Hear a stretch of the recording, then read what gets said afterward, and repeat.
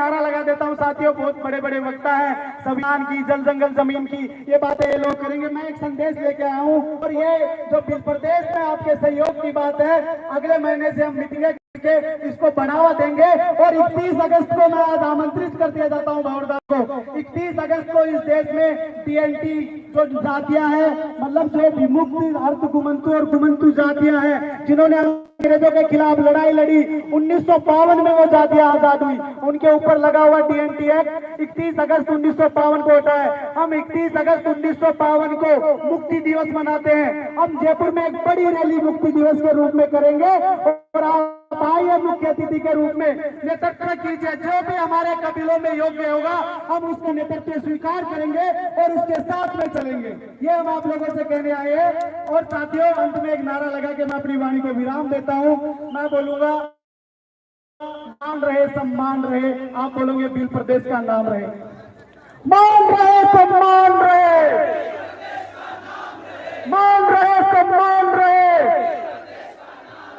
जय जोहार, जय भील प्रदेश। बहुत बहुत धन्यवाद। आपने सामाजिक एकता की एक मिसाल पेश करी और आपने अपने इरादे तय बताए। और वाकई एक बात इनकी माननी पड़ेगी कि भवर दादा के बारे में एक बात इन्होंने कही कि पुलिस प्रशासन ने भवर दादा का नाम सुनकर वहाँ टेंट उखाड़ दिए, और ऐसा कहा गया कि वो भड़काते हैं। लेकिन मैं थोड़ा सा बताऊं, बहुत सारे वक्ता आएंगे, ये वक्ता आपको कभी नहीं भड़का सकते। कोई व्यक्ति अगर मुझे कह दे कि आप कुएं में कूद जाओगे, तो मैं क्यों कूदूं? मुझे मरना थोड़ी है। हर व्यक्ति यहाँ खड़ा, हर व्यक्ति तर्क इतना तो समझता है कि क्या सही और क्या गलत है। कोई किसी को गलत राह नहीं मानता है, उस व्यक्ति की बात मानी जाती है जो सही बात करता है। इसलिए कोई किसी को भड़का नहीं सकता है। आज सब लोग शिक्षित हो गए। ओरिजिनल समस्या क्या है कि शिक्षित हो गए हैं, इसलिए सबके लिए समस्या हो रही है। तो साथियों, अब आगे के लिए आगे के वक्ता के रूप में प्रोफेसर जितेंद्र मीणा जी को बुलाना चाहूंगा कि आप आए और आपका उद्बोधन रखें। प्रोफेसर जितेंद्र मीणा जी, एक बार जोरदार तालियों से स्वागत कीजिएगा इनके लिए। जोरदार तालियां हो जाए।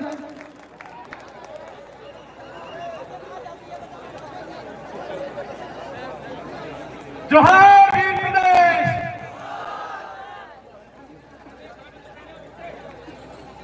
मानगढ़ की भूमि पर शहीद हमारे पुरखों को नमन, भाई जगदीश पांडोर को नमन, हमारे साथी हाजी सलीम को नमन, और इस देश के अलग अलग हिस्सों से, अलग अलग समाज से जो साथी भील प्रदेश की धरती पर पहुंचे हैं, भील प्रदेश की इस राजधानी में पहुंचे हैं, आप सभी को जय भील, हुल जोहार, इंकलाब जिंदाबाद, जय जोहार का नारा है। अरे जय जोहार का नारा है। तो कैसा लग रहा संसद पहुंच करके? मजा आया? विधानसभा में कैसा लग रहा है? मजा आया? ये चीज याद रखिए साथियों, जब आज हम लोग यहाँ मानगढ़ की धरती पर पहुंचे हैं, तब आपको बता दें कि एक मंत्री जो कुछ समय पहले हमारा डीएनए चेक कर रहा था, आज वो विधानसभा के भीतर माफी मांग रहा है। आज उसने माफी मांगी है और कहा है कि मैं अपने आदिवासी भाइयों से माफी मांगता हूं, खेद जताता हूं कि अगर उन्हें बुरा लगा हो तो मंत्री जी हम बता देते हैं कि माफी से काम नहीं चलेगा, इस्तीफा चाहिए, इस्तीफा चाहिए। और जब तक आप इस्तीफा नहीं देते हैं और आप जिस पार्टी से बिलोंग करते हैं, जिस पार्टी ने आपको मंत्री पद दिया हुआ है, जब तक वो आपसे आपकी सदस्यता नहीं ले लेती है, तब तक हमारी लड़ाई जारी है साथियों। जब हम लोग यहाँ पर बैठे हैं, हमारे दो साथी भील प्रदेश की टी शर्ट पहन करके विधानसभा में आपकी आवाज को मजबूती से बुलंद कर रहे हैं। यहाँ से उन साथियों को हम सब हुल जोहार करते हैं, इंकलाब जिंदाबाद पेश करते हैं। साथियों, ये जो लड़ाई हमने ये कोई छोटी लड़ाई नहीं है। कुछ मंत्री, एक जनजाति मंत्री है, वो कह रहे थे कि ऐसा नहीं हो सकता है। ऐसे बहुत से लोग थे जब अंग्रेजों की हुकूमत थी, तब भी ये वही लोग थे जो अंग्रेजों के यहाँ माफीनामा लिखते थे, उनसे जो है वजीफा लेते थे, उनसे पैसे लेकर के दलाली करते। तब इन्होंने कहा था कि अंग्रेजों से आजादी नहीं मिल सकती है, लेकिन हमारे लोगों ने बताया कि अंग्रेजों से आजादी मिल सकती है और उसी तरीके से फिर प्रदेश भी मिलकर के रहेगा।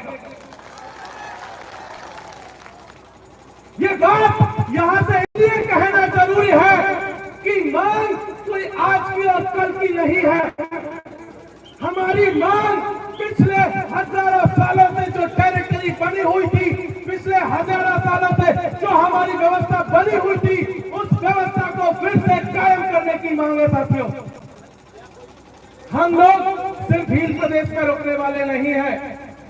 अभी गोंडवाना बाकी है, अभी पंचानंद बाकी है, और पूरे देश में जहां जहां आदिवासी इलाके हैं, उन आदिवासी राज्यों को फिर से बनाने की पूरी लड़ाई बाकी है। ये तो अभी शुरुआत है। अभी तो ये कारवां शुरू हुआ है।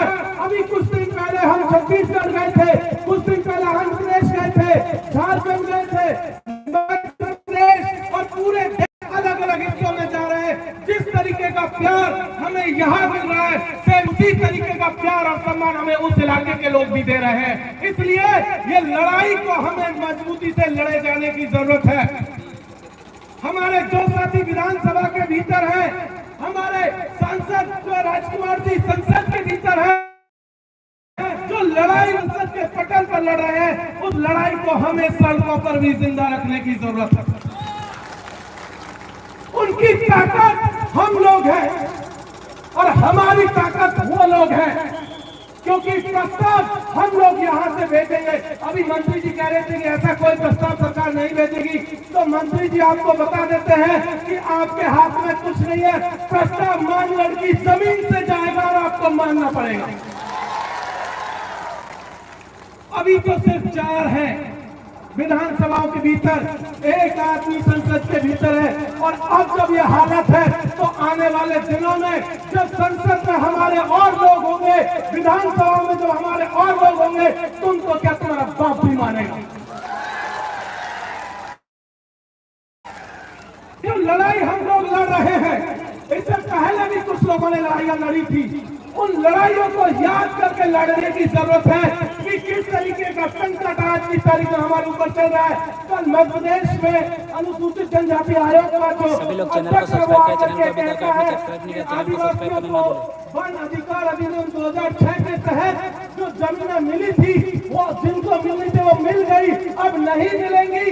तो इसलिए इस लड़ाई को यहाँ से फिर से जब शुरू कर रहे हैं, तो ये कहने के लिए कर रहे हैं कि मंत्री जी आप ये बात मुगालते से निकाल दीजिए, दिमाग से निकाल दीजिए।